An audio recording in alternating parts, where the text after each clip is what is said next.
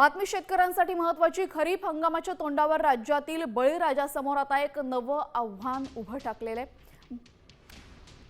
विविध मागण्यांसाठी आजपासून राज्यातील सुमारे 45,000 खत विक्रेत्यांनी आणि कृषी सेवा केंद्र चालकांनी बेमुदत संप पुकारलेला आहे।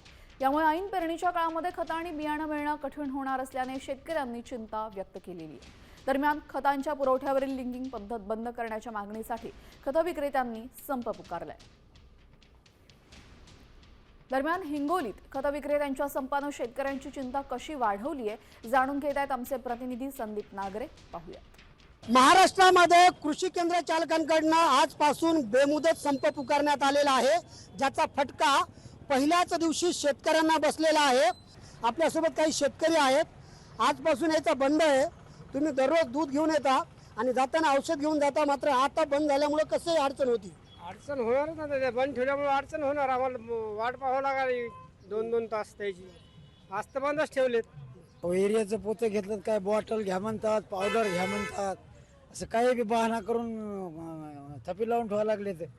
आणि आता तर बेमुदत संप आहे त्यांचा। असं झाल्यावर कसं होईल? शेतकऱ्यांना कसं जगावं? मग असं व्हायला नाही पाहिजे, तर लक्ष करायला पाहिजे सरकारनं। संदीप नागरे, साम टीव्ही न्यूज, हिंगोली।